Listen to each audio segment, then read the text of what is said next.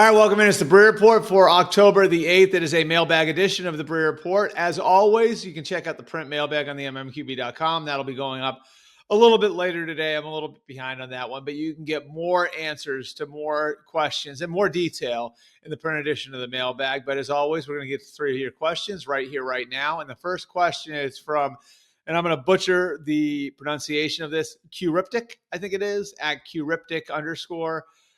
Do you think the Cowboys offense can actually sustain this pace, or are we headed for another midseason slump? Well, I was actually really encouraged with what we saw on Sunday against the Jets. And yes, it's the Jets. And the Jets have been inexplicably bad on that side of the ball, given the amount of talent that they do have. I still believe that's a talented defensive group. But I'd be really encouraged with what I saw out of Dallas based on some of the nicks that they have on that side of the ball. Cooper Beebe's out with a high ankle sprain. CeeDee Lamb is out with a high ankle sprain. Tyler Guyton out of the lineup, and yet they're able to perform at this level. They're scoring in the 30s.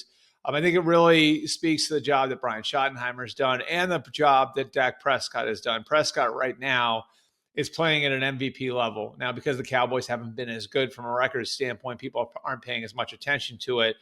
But I think what you might be seeing here is the team developing a little bit of resiliency on that side of the ball.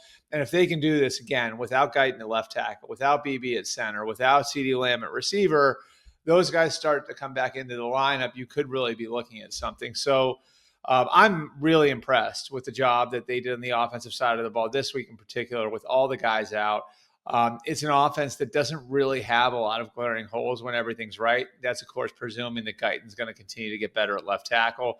Tyler Booker was out of the lineup as well. Just, again, like a really impressive effort from the Cowboys all the way around based on what they were missing in this game. And once they start to get those guys back, and if they can get some improved injury luck, they could wind up being really good on that side of the ball. And I think Dak is playing at a really, really high level now, deserves credit for the job that he did in leading that underman group last Sunday. Okay, question number 2. This is from Clayton Anderson. It's at 713 Sports Talk. He has 713 Sports Talk in his handle too, so I assume you're a sports radio host, Clayton. Appreciate the question. And Clayton's asking, is the AFC is wide open as weeks 1 to 5 suggest, or will we see a regression to the mean? Clayton, this really, to me, rides on the elite. And is Baltimore, when they get their guys back, going to be able to elevate back to that elite level? Because I think if they're playing where they need to play from a talent standpoint, we're looking at a team that is a Super Bowl caliber roster and has an MVP level quarterback. And so I think the number was 20 Pro Bowl selections were out on Sunday on that inactive list. So when they start to get guys like Kyle Hamilton and Lamar Jackson back, Roquan Smith back, I think we're going to see a better team and a team that's capable of being elite. The question, of course, is how deep is that hole when they become whole again? Are they having to dig out of a 1-5 hole? Are they having to dig out of a 2-7 hole? They just can't get to the point where there's just no coming out of it. So the Ravens are one case, of course, that's, really on one side of this. The Bills, I think that was more of a hiccup than anything else against New England. New England played fantastic. They deserve all the credit in the world. Drake May was outstanding. Mike Vrabel's done a great job there. But the Bills had 3 turnovers. They had 11 penalties. In a lot of different ways, they couldn't get out of their own way. They didn't have Ed Oliver. They didn't have Matt Milano. I think the Bills are going to be just fine, and they are in that elite class. And then Kansas City's the other one. And I think a lot of people are looking at their record and saying, what's wrong with the Chiefs? Calm down. They're 2-3. I think there's a good chance they beat the Lions at Arrowhead this week, and I think the world of the Lions. And what I saw on Monday night was a defense that's still playing at a high level, that just got beat on a couple of outstanding individual plays. The throw down the sideline from Trevor Lawrence to Brian Thomas. I mean, there's no defending that play. Trevor Lawrence, the outstanding individual effort to get up after stumbling in the red zone for the go-ahead touchdown there. And then Patrick Mahomes throws the pick 6. So the defense, I think, really did the job. And the offense is starting to come together. Their young running back, Brashard Smith, who they really liked during training camp, looks like he's going to earn a role. They've got some depth in the backfield now with Pacheco and Hunt and Smith in that mix. They've developed some players at receiver. Tyquan Thornton is at least a complementary weapon for them now. Xavier Worthy is starting to get his legs back underneath him. I think you'll see more from Noah Gray over the course of time. They have a left tackle who's a rookie, and Josh Simmons, who's still, I think, going to continue to get better and has already shown signs of how good he can be. And they've been without their very best skill position player for the entire season. Let me say that again. They have been without their best skill position player. And I don't think it's all that close for the entire season. Rashee Rice has not played a single snap. They're going to be without Rashee Rice for one more game. They believe Rashee Rice can be a top 10 receiver. So this is an offense that was already playing well, that played well in that Jacksonville game on balance.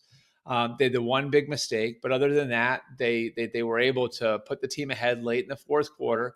I think Patrick Mahomes is playing again at a very high level. The Chiefs are going nowhere, folks. So you've got the Bills, you've got the Chiefs. If the Ravens can pull themselves off the mat, then the AFC becomes what we thought it was. If the Chiefs regress, if the Bills, this sort of toe stubbing that happened on Sunday night, if that turns into more than what we saw on Sunday night, then maybe the door gets cracked open a little bit more. But right now, I'd say those three teams are still the class of the AFC. The Bengals, obviously, we'll see what happens with Joe Flacco, but they fall out of that class with Joe Burrow hurt. Pittsburgh, we'll see what happens with the Steelers over the course of time. I think they've shown signs of what they can be. New England obviously flashed on Sunday night. We'll see how sustainable that is. Houston, I think, has high-end potential. I think higher-end potential than Pittsburgh, then New England. Like Houston, I think is a team that could really elevate. Then you got the surprise teams in Indy and Jacksonville. There's real depth there. But again, if Kansas City, Baltimore, and Buffalo are firing on all cylinders, I still think they're the three best teams in the conference. So how wide open this is rides on how those teams play in November and December. And they're working themselves there as the best teams in the league generally do in this era of the NFL, where you use September and October to figure out just who you are as a football team in a given year. Question number 3, this is from Curtis with a K. That's at Co Hughes. What is going on with the Raiders and Pete Carroll? They came in with a win-now mentality, and the team just looks unprepared and outcoached every week. We're not seeing this concept of everyone competes for their spot in this team. Pete plays his guys.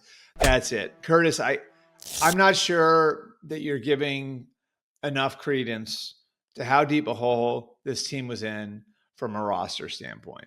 And I always felt this way. I always felt like this was a team where they were going to wind up probably in the 5 or 6 win range, and they were going to be ascending at the end of the year. And this, I think, is going to take some time. The offensive line has had some moving pieces. They're still young in that area outside of the left tackle, Colton Miller. They haven't been very good in that area. I think they will get better over time, but you're going to have to give that some time. Ashton Genty's a rookie. At the receiver spot, there's not a ton to work with. You've got, guys like Trey Tucker and Jacoby Myers that are more complementary pieces. Brock Bowers has been out of the lineup. And defensively, like on the back end, you've got holes. So this is a roster that needed a lot of work. And I think what Pete Carroll and John Spytek inherited was never going to be a single offseason rebuild. This was going to always be a multi-offseason rebuild. And so I think you have to give this time. Again, to me, what would be a successful season for the Raiders is if we look up in December and now all of a sudden they're a dangerous team that the contenders don't want to play.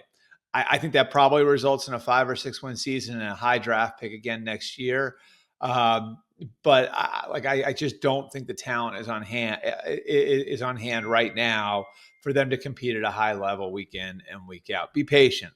I think they have the right people in place. It's just going to take a little time. Appreciate you guys coming out as always. You can get your comments, your feedback to me on YouTube here below. You can comment below, or you can get to me on social media at Albert Breer on Twitter, at Albert_Breer on Instagram, at Albert R. Breer on Facebook. We will see you with another Breer Report on Friday.